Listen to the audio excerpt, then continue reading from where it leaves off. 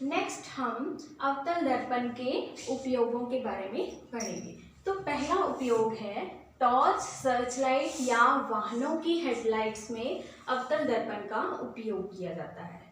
आप सोच रहे होंगे कि हमें टॉर्च में कभी भी कोई दर्पण नहीं दिखाई दिया, लेकिन एक बार हम टॉर्च को फिर से ध्यान से देखते हैं। देखिए, टॉर्च में एक बल्ब लगा होता है।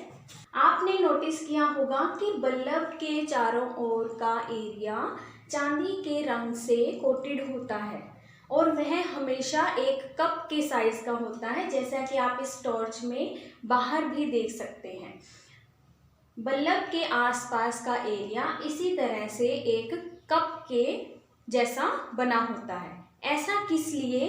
क्योंकि हम जानते हैं कि अवतल दर्पण में परावर्तन उसकी दबी हुई सतह से होता है और हम ये भी जानते हैं कि अगर अवतल दर्पण में फोकस पर किसी भी वस्तु को रखा जाए, मान लीजिए कि टॉर्च का बल्ब हमने फोकस पर फिक्स किया है, तो उस बल्ब से जो प्रकाश की किरणें दर्पण के ऊपर पड़ेंगी वह परावर्तन के बाद मुख्य अक्ष के समांतर हो जाएंगे।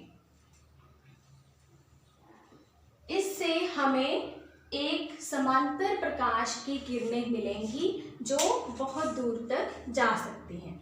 इसी प्रकार सर्चलाइट और वाहनों की हेडलाइट्स में भी उनमें लगे बल्ब के पीछे के एरिया को आपने अवतल दर्पण की भांति कर्व्ड या वक्रीय देखा होगा। सेकंड है, शेविंग दर्पण के लिए भी हम अवतल दर्पण का उपयोग करते हैं। ऐसा किस लिए? हमने पढ़ा कि अवतल दर्पण में यदि हम किसी भी वस्तु को उसके ध्रुव और फोकस के बीच में रख दें तो उसका हमें सीधा, आभासी और बड़ा प्रतिबिंब दिखाई देता है।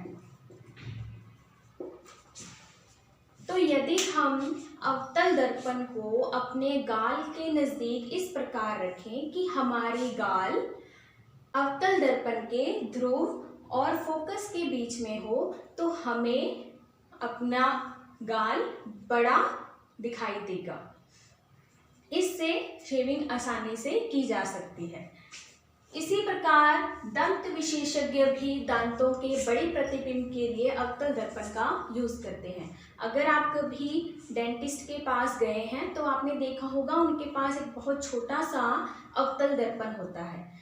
जब भी उन्होंने दांत को बड़ा करके देखना होता है, उसको ध्यान से जांचना परखना होता है, तो वह उसको दांत के पास लेके जाते हैं इस तरह कि हमारा दांत ध्रुव और फोकस के बीच में हो। इससे डॉक्टर को दांत का बड़ा प्रतिबिंब दिखाई देता है और वह उसकी आसानी से जांच कर सकता है।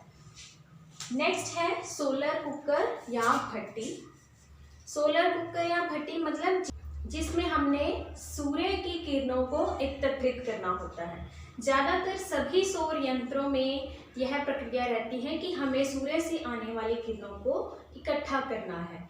हम जानते हैं कि सूर्य पृथ्वी से बहुत दूर है, तो सूर्य को अनंत पर रखे एक प्रकाश के स्रोत की तरह माना जा सकता है, जिससे समांतर प्रकाश की किरणें अवतल दर्पण के ऊपर पड़ेंगी। और हम जानते हैं कि जो भी समांतर प्रकाश की किरणें अवतल दर्पण के ऊपर पड़ती हैं, यह दर्पण उनको फोकस के ऊपर एकत्रित कर देता है। तो इस प्रकार सूर्य की किरणों को इकट्ठा करने के लिए भी अवतल दर्पण का उपयोग किया जा सकता है। इस प्रकार हमने इसके 4 उपयोग देखे।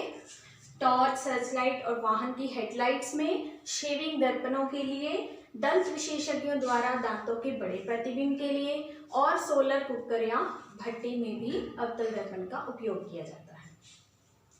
नेक्स्ट वीडियो में हम उत्तल दर्पण में बनने वाले प्रतिबिंब और उसके उपयोगों के बारे में जानेंगे। Thank you.